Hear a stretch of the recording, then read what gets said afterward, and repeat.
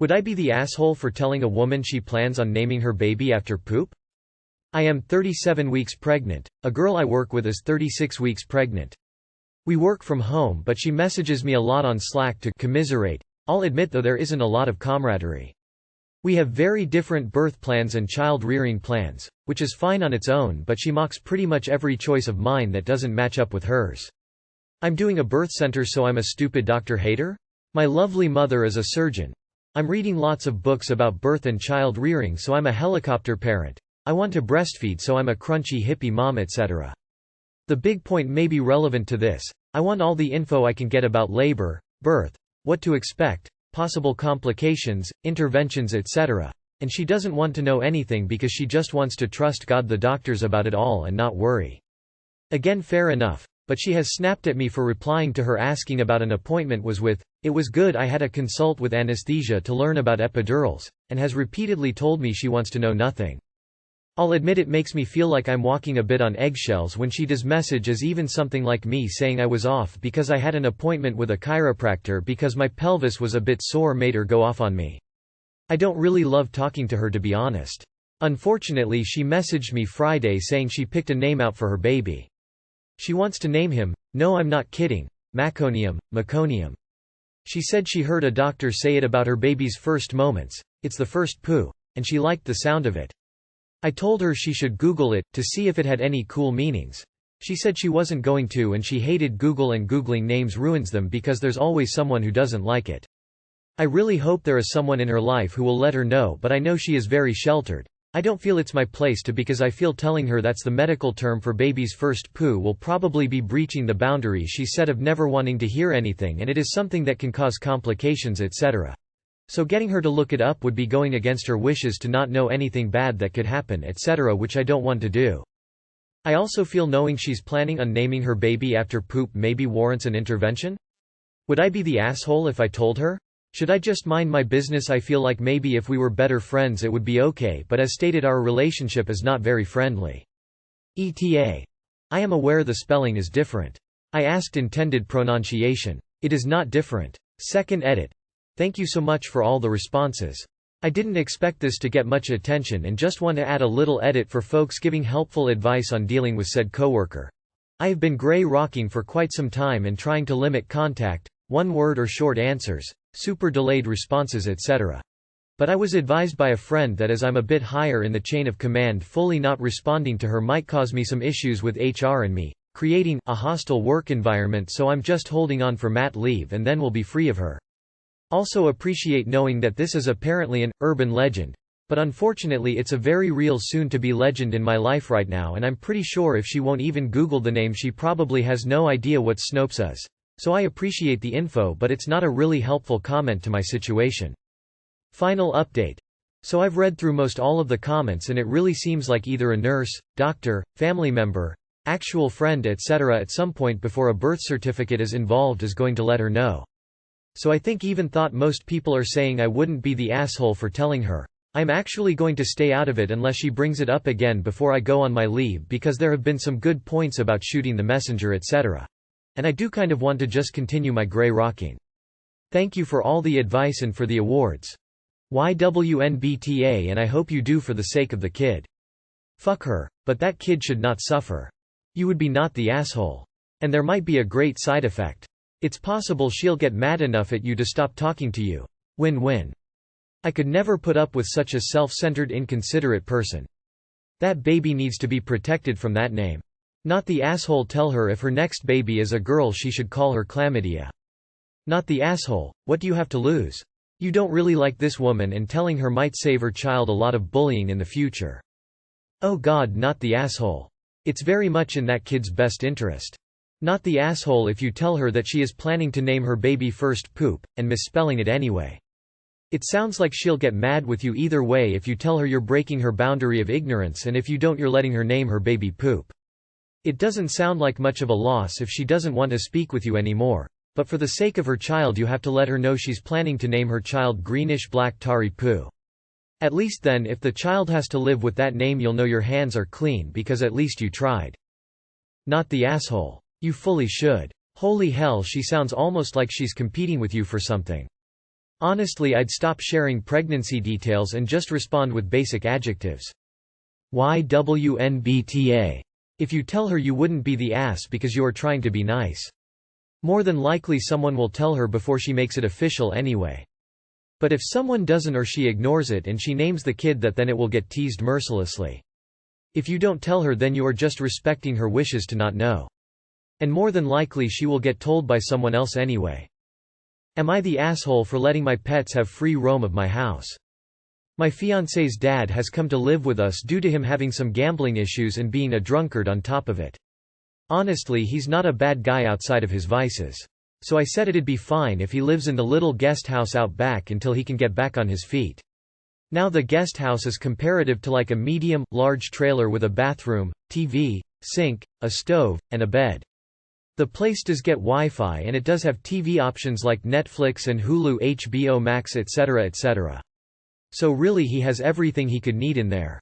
2-3 months ago, after about a month of living with us, he started coming into the main house more and more often, watching TV on our bigger television. Anyways, so he started complaining about all the pet fur, the dogs barking at him, cats on the sofas. I ignored him mostly, 'cause he's old and bitter, but I would occasionally remark that his old place was covered in literal trash and to think of it as an upgrade. Anyway, after bitching to my wife and her taking my side, he started locking them outside while he's inside. Fenced in and cat-proof yard so no one is escaping. Obviously when I found out I was quite unhappy. Especially because I found out when I got home to my wife furiously trying to dry the cats and my dogs soaking in a puddle that was once their dog bed. I told him that if I find out this keeps happening, I'll get a new lock for the back door and he'll be the one locked out back.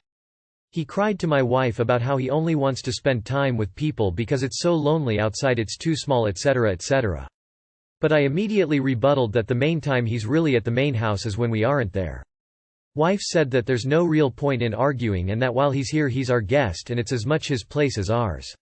I told them both, the animals have more right to be here than he does, and if he can't respect them being inside, he can't be inside. Wife said I was being an unfair, brutish dictator and it was all harmless since they have doghouses and water bowls, so it's harmless for them to be out there.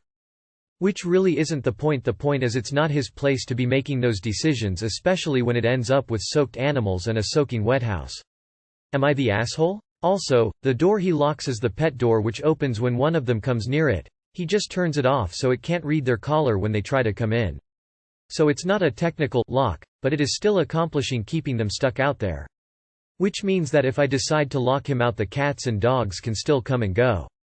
Not the asshole, but you have a bigger problem.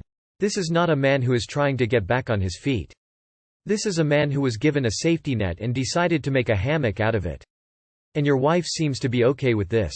This is what the next 20-40 years of your life are going to look like unless you put your foot down. Not the asshole, and if he's gambler and alcoholic, I wouldn't let him into main home alone at all. It's only matter of time when your belongings will start missing. Thank for the award. Heart. Wife said that there's no real point in arguing and that while he's here he's our guest and it's as much his place as ours. He's not a guest living in your house, he lives in the guest house at your grace and favor. Wife is confused about what that means and she needs to remember she is in a relationship with you and you live in the main house together where you jointly make house rules. Is it that she has an issue with the pets and is using this as an excuse?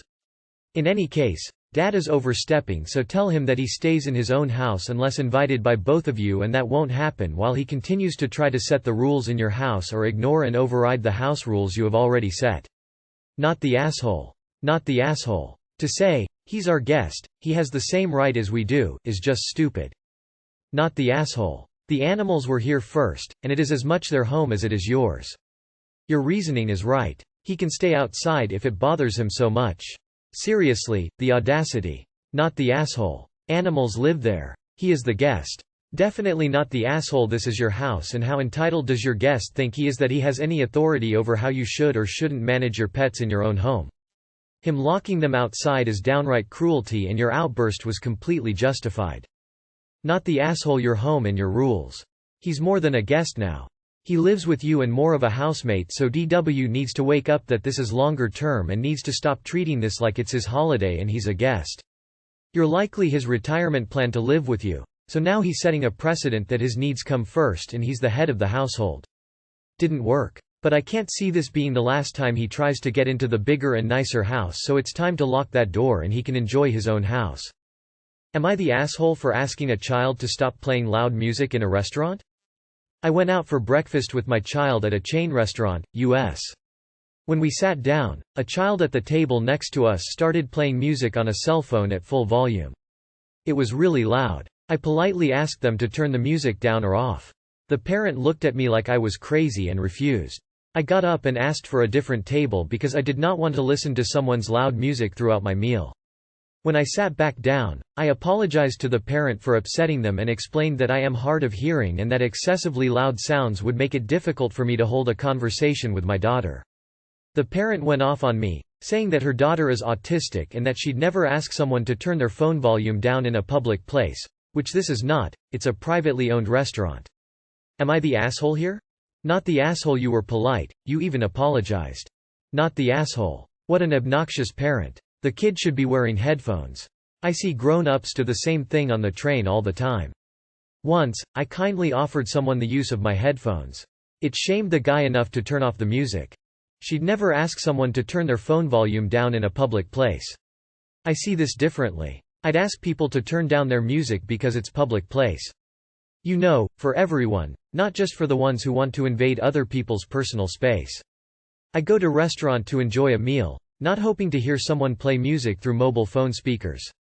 And while I understand that the music, video, whatever on the phone might keep the child calm, it can still be played on reasonable volume. The only person who needs to hear it is the child. Not the asshole. Not the asshole, these people lack basic manners. Not the asshole, if you want to listen to music in public, wear headphones. Not the asshole. It is super rude to play loud music in a shared space in public. Not the asshole. If her daughter needs loud music, she should do takeout or go somewhere they don't care. Not the asshole, but just want to point out that people who let their kids blare full volume music in a restaurant aren't the type to nicely comply when asked. You can ask, a little pointless probably, but when they refuse, just move tables and leave them to it. Am I the asshole for taking my cat to the vet on a leash? I took my well-trained cat to the vet yesterday and only had him on a leash instead of in a cage because he hates that. While I was checking in at the front desk, this guy walks in with a dog, also on a leash, and it immediately goes mental at the sight of my cat. It's barking and straining on its lead, which the guy is struggling to keep a grip on. My cat is sitting on my feet between the desk and my legs, back arched and fur sticking up, but not hissing or growling, just kind of frozen. The receptionist is yelling at the guy to get his dog under control or get out, while he's yelling at me for being so stupid as to have a cat in public on a leash instead of in a cage. The vet comes out of the exam room and makes this guy go and wait outside with his dog, checks that the receptionist and myself are okay, and then tells me next time I should just bring my cat in a cage instead of on a leash. I told him that was stupid and unfair, but he, the receptionist and angry dog guy all seem to think I'm an asshole for bringing my pet to the vet's office on a leash. Am I? Edit. Thanks for all your comments. I'll be using a carrier from now on to protect my boy from all the unhinged dogs and their owners who have messaged me telling me I'm asking for violence. Listen to the vet. It's a matter of protecting your cat. No, you shouldn't really have to have your cat in a cage if dogs can be leashed. But yes, you should do it. I don't think you're the asshole for doing it once, but why WIBTA to do it again after being told what the protocol is? It's possibly even in their instructions pre-visit to bring smaller non-canine animals in crates or cages. Not the asshole. If cat behaved itself and dog didn't, it is the dog that should be put in the crate, not the cat. YTA. Sure, you have the moral high ground because people should have their dogs under control. However, you might just end up with a dead cat when they don't, but you will have stuck to your guns, so congrats to you, I guess. You're not the asshole, but I think it's worth remembering from this that your cat might be generally safer in that environment if it were in a carrying cage, regardless on the matter. However, the dog might have still reacted in the same way upon seeing your cat even if it was in a cage, so if that's the main matter of concern here, it's definitely on them. You are the asshole according to my vet tech wife. For way too many reasons to list. Bottom line is that most vet clinics she has worked at require cats to be in carriers for safety reasons. Safety for the cat and safety for the staff working there. Even clinics she worked in with separate entrances for cats and dogs still required cats to be in carriers for safety reasons. You are the asshole because you aren't taking the vet's word for it. It's their job and they're asking something of you for the future. Also yeah, people should be able to control their animals. But we live in an imperfect world and you're putting your cat at risk for being mauled by someone else's poorly trained dog. Think of the cat. You are the asshole. This isn't about whether your cat is better trained than someone's dog. Dogs have a prey drive and some cannot be trained out of losing control when surprised with prey. Your cat is prey. Many dogs will cause problems in close proximity to an available cat. Your cat could be hurt or killed. You and the dog owner could be hurt. You are the asshole. This isn't about whether your cat is well trained. It's about you knowingly putting your pet at risk of mauling or death.